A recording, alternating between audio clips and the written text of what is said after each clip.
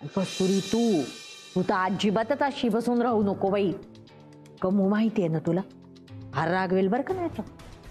तू एक काम कर, किचन मध्ये जाऊन सगळं कामालाच लाग बरं का. हा जा. गौरव, बाळा तू मम्मीला सांभाळ, नाही तर थांब मी आधी वर जाते आणि तिचा राग शांत करते, मग जातो. म्हणजे तुझ्यावर आग पाखड करणार. हा चालेल. शरद काका, मला सांगा ना काही कामं असतील तर. ग तू कशाला करतेस, मी आहे ना. आता चालेस जरा आराम कर, काम होतच राहतील. अहो नाही काका, आत्या बोलतायत ते बरोबर आहे. आणि आता मी आले ना, घरात सून असताना तुम्ही का कामं कराल, उलट तुम्हीच आराम करा. आता मला सांगा. कोणाची ग माझी बायको. जा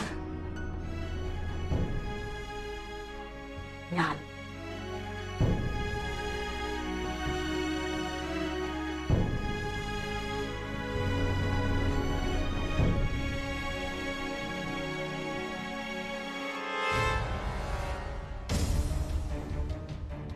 भाऊ फोन उचलत नाही. मग जावई बापूंना फोन करा.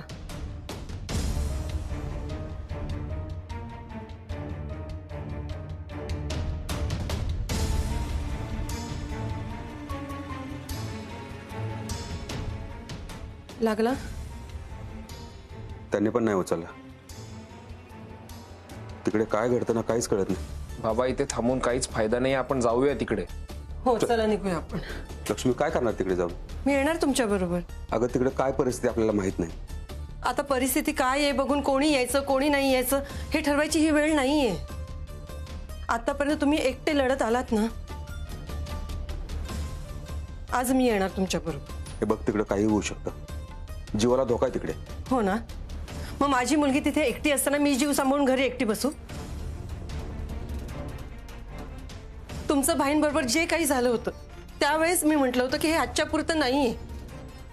तुम्हाला वाटलं होतं की तो शेवट आहे, पण ती सुरुवात होती. आणि ते सगळं आता माऊपर्यंत येऊन पोचले. याचा शेवट व्हायलाच हवा. पण तिकडे येऊन काय करणार तू? मला माहिती नाही मी काय करणार आहे तिथे, पण मी शांत बसणार नाही. तुम्ही चला चला निघूया आपण. हो हो ठीक आहे आई, मी रिक्षा घेऊन आलो. हा थांबा.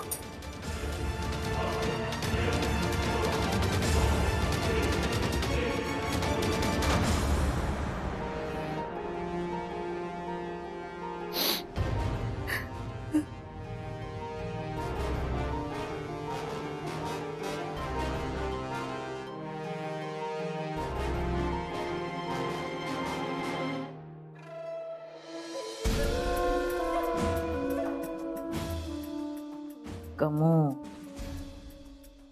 रड रड, अजून भरपूर रडायचं बाकी आहे. मला या घरातून बाहेर काढलं होतं ना, आता बघ तुला कशी या घरातून बाहेर काढते ते. काही झालं तरी सौरभ विरोधात तुझी आग पेटलीये, ती मी विझू दिली नाही पाहिजे. त्यासाठी आता हिच्या मनात काय सुरू आहे ते कळलं पाहिजे.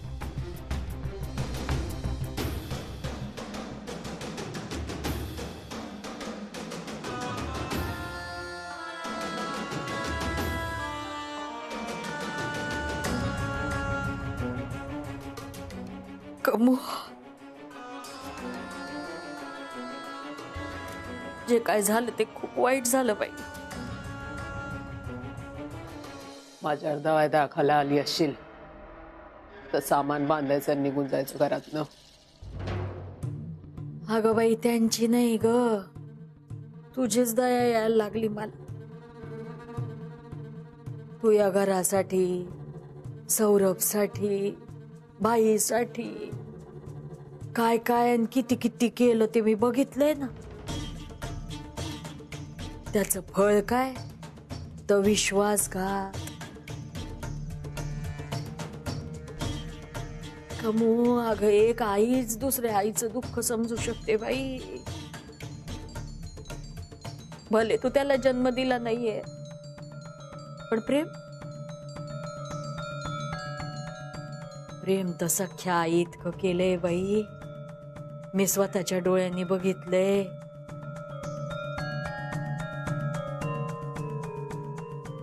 आणि एवढा आतड तुटेपर्यंत जीव लावून सुद्धा पोरगा असं वागतं म्हटल्यावर किती त्रास होत असेल.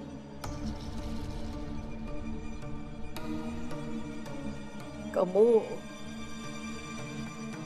मला माहितीये तू आता याच विचारत असणार आहे, बाबा काय करायचं, आई आहे, चुकलं पोरग तर त्याला माफ करायचं, विसरून जायचं. अजिबात नाही, अजिबात नाही. 15 वर्षापूर्वी घडलेलं अजून विसरलेली नाही मी. तुला कोणी सांगितलं सौरभला माफ करणारे मी? तुझे डोळे, अगं तुझे डोळेच मला सांगताय की तू काही त्याला माफ करणार नाही.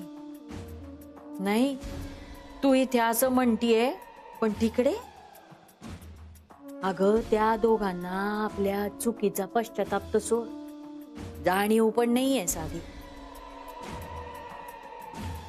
अगं बाई चल, हवं माझ्यावर विश्वास नसेल ना बाई तर स्वतःच्या डोळ्यांनी बघ, बघ तिकडं काय करताय. आणि कमो, एक गोष्ट लक्षात ठेव, काही झालं तरी मी तुझ्या बाजूने पदराला गाठ मारून सांगते. या जागी माझा विश्वास असता ना, टप्प्या काठात लाथ मारून हाकलून दिला असता.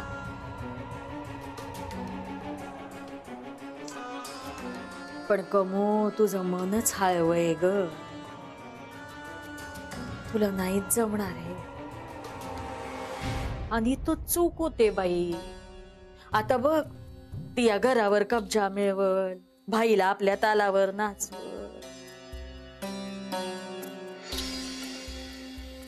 कमो कमो, म्हणजे तू बघ, तुझा माझ्यावर विश्वास नसल ना आत्ताच नाही, तू इथं अशी आरामात बसून राहिलीये, पण ती बघ अगं तिकडं सगळ्या किचनवर ताबा मिळवून राहिली, गेली पण किचन मध्ये. हवं तर स्वतःच्या डोळ्यांनी बघ बाई, मी काय तुला गोळ्यात घेण्यासाठी सांगत नाहीये, तू तुझ्या डोळ्यांनी बघ. वाईट वाटत ग, वाईट वाटत बाई.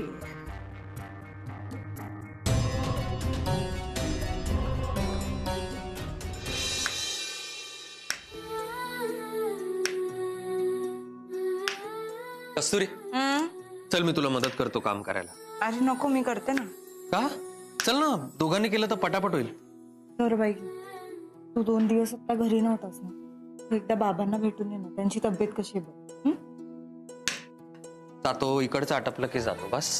सौरभ नको ना, मी करते ना सगळं. आणि त्यात मम्मींनी आपल्याला परत एकत्र पाहिलं नाही, त्या चिडती. कस्तुरी, हे बघ आपलं लग्न झालं, मी एवढं नाही करू शकत तुझ्यासाठी. तू माझ्यासाठी तुझं घर सोडून इकडे आलीस, मम्मीचा सगळा राग स्वतःवर ओढवून घेतलास, आणि मी एवढं नाही करू शकत. अरे हो, एक शब्द बोलू नको. आपण घरातनं बाहेर पडलो तेव्हा तू काय म्हणाली होती? पूजेला बसलो होतो तेव्हा काय वचन घेतलं होतं? तू नेहमी एकमेकांना साथ दे. मग आता मला माझं वचन पूर्ण करू दे.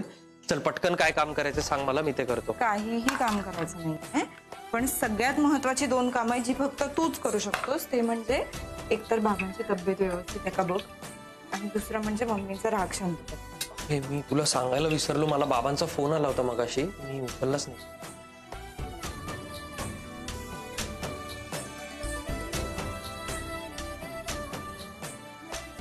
आई बाबा काळजीत असतील, आल्यापासून एकही फोन नाही केलाय. तू त्यांना एकदा फोन करून सांग ना सगळं व्यवस्थित आहे ते. नाही नको, मी सांगितलं तर बाबांना खरं नाही वाटणार. मग मी बोलू का? त्यापेक्षा एक काम करूया का, त्यांना व्हिडिओ पाठवायचा का आपण, म्हणजे आपण खोटं बोलतोय असंही नाही वाटणार. चांगली आयडिया. चल इकडनं शूट करून पाठव.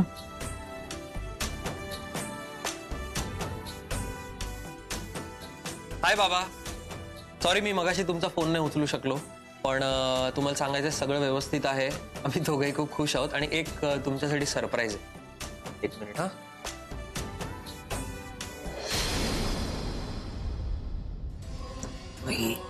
बघ, म्हटलं नव्हतं मी तुला. हा, तुझा इकडे त्यांच्यासाठी जीव तुटतोय, तिकडे बघ काय चाललंय. बघ बघ बघ, ते फोनवर कशा हसतायत, खिदळतायत, बघितलं का? म्हणून मी म्हटलं ग, तुझ्या डोळ्यांनी बघ.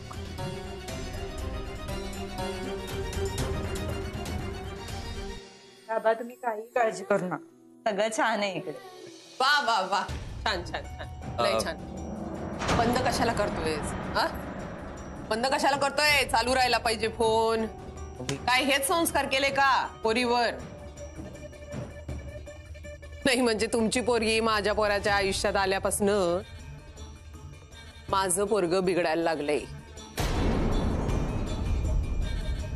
आधी कधीच खोटं बोलायचं नाही त्याच्या आईशी, पण आता तुमच्या पोरीमुळं ते माझ्याशी सुद्धा खोटं बोलायला लागलंय. हेच का तुमचे संस्कार?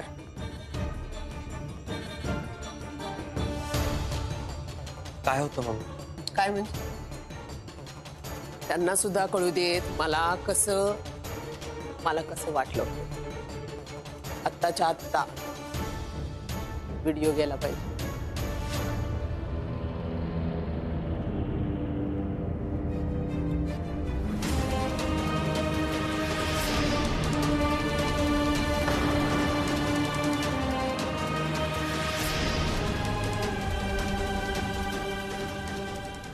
माओ,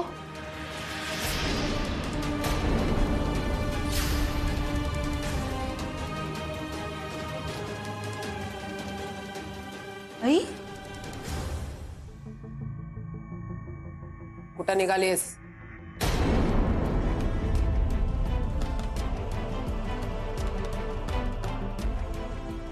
मी आई बाबा आलेत बाहेर. गेलीस तर परत या घरात यायचं नाही.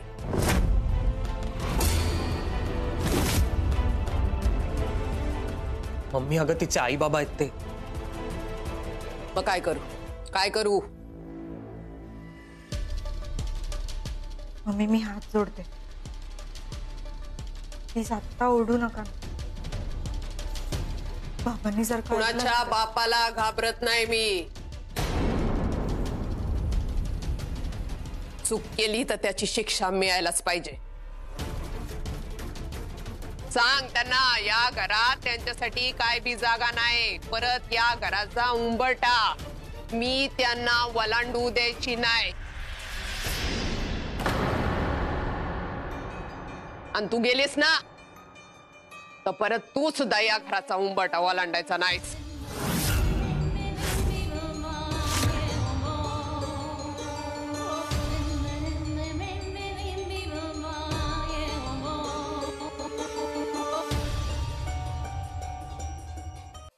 मम्मी यामध्ये त्यांची काहीच चूक नाही. मग काय माझी चूक आहे का?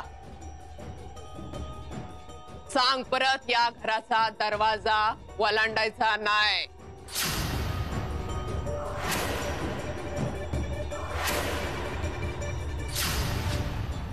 आणि तुला जायचं असेल ना तर खुशाल जा. पर गेलीस तर परत या घरी यायचं नाही.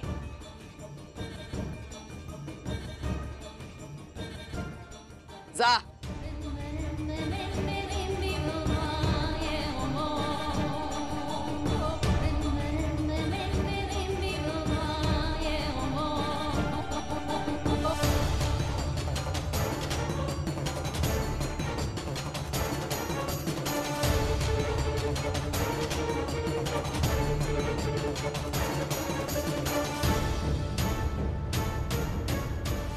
उचला. पटापटा पावलं उचला.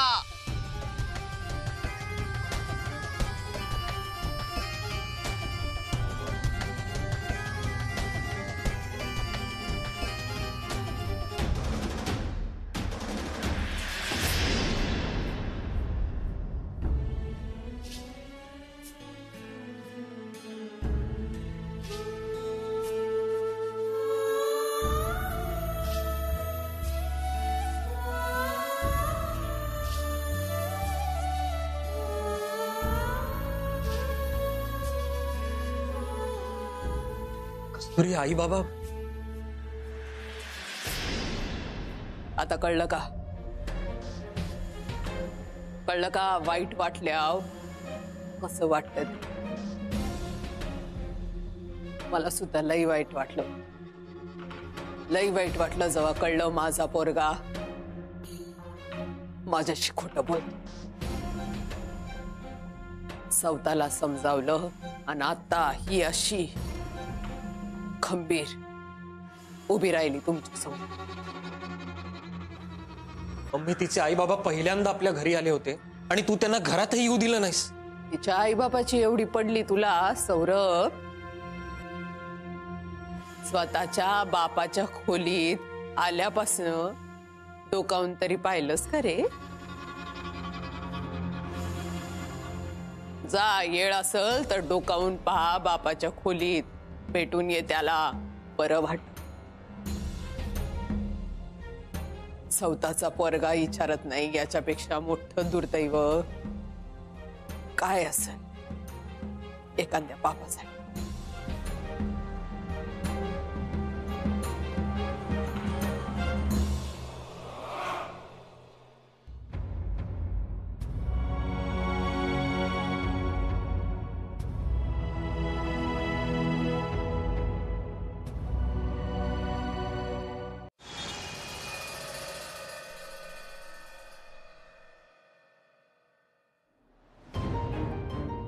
विजू यांना शांत कर, नाहीतर रागाच्या भरात हे काही करतील. माझ्या लेकीला बोलायची हिंमतच कशी झाली म्हणतो मी. माऊसाठी मी फक्त गप्प बसलो, नाहीतर त्या कामिनीला दाखवलं असतं. तिचं काहीच खरं नव्हतं आज. अहो पाणी घ्या, शांत व्हा, नका स्वतःला त्रास करून घेऊ. आपल्या पोरीला त्रास होतो हे बघून बापाला त्रास नाही होणार? पाणी घ्या ना आणि शांत व्हा. मी चहा करून घेऊन येऊ का तुमच्यासाठी? काही नकोय मला. आज तू पहिल्यांदा त्यांच्या घरी गेली होती. आत बोलवलं तर सोडच, पण उंबरटा सुद्धा ओलांडून दिला नाही तिने. या गोष्टीचा तुला राग नाही येत? अहो आता एखाद्याचा असतो स्वभाव असा, आपण काय करणार त्याला? माऊ होती ना म्हणून मी गप्प बसलो, नाहीतर तिला दाखवलं असतं की हनुमंत लोखंडे काय चीज आहे ते. मागच्या वेळेस गेलो होतो असेच त्रास देत होते, असंच हाल करत होते. नाही ते बोलत होते म्हणून मी तिला घरी घेऊन आलो. तरी अजून असंच सुरू आहे. अहो तुम्ही नका ना स्वतःला त्रास करून घेऊ. तिथे जावई बापू आहेत ना, ते काही ना काहीतरी मार्ग काढतील. आणि त्यांची आई रागवलेत कारण माऊ आणि जावई बापू खोटं वागलेत त्यांच्याशी. त्यांचा राग शांत झाला की त्या स्वतः आपल्याला फोन करतील आणि बोलवून घेतील, माझी खात्री आहे. हे बघ असं काही होणार नाही. त्या बाईला मी चांगलं ओळखतो. हे असं करणं म्हणजे ना अपमान वाटेल तिला. त्यामुळे त्यांच्या घरी जायचं ना आता विसरून जा. हे असं दोन्ही बाजूनी ताणलं तर ते तुटणारच. हे बघ तू मला समजावू नकोस. विजू आई तू थांब. बाबा बरोबर बोलताय, मी पण बघितलं. त्यांच्यामध्ये ना कधीच चेंजेस होणार नाही. आणि आपण काय रस्त्यावर पडलोय काय? हा, चूक नसताना माफी मागायला गेलो होतो ना आपण. बाबा मी तुमच्या बरोबर आता येतो. त्यांना काय सुनवायचं ना ते आता आपण जाऊन सुनूया. चला. विजा तू असं काही करणार नाहीयेस. अरे माऊ आणि जावई बापू करतील सगळं व्यवस्थित. आणि हे तिच्या घरचं भांडण आहे, आपण मध्ये पडणं योग्य नाहीये. म्हणजे माऊ आपली कोणीच नाही आहे का? म्हणजे हे जे सगळं होतंय, जे जे घडतंय ते आपण फक्त शांतपणे सहन करत बसायचं, बघत बसायचं? हे बघ आई, माझ्याने हे सहन होणार नाही बाबा. आपण आत्ताच्या आत्ता जाऊया, काय तो सोक्ष मोक्ष लावू. मी हात जोडते तुमच्या समोर. दोघंही कुठेही जाणार नाही आहात, दोघंही शांत राहा. अरे पण असं का? आई लक्ष्मी, आई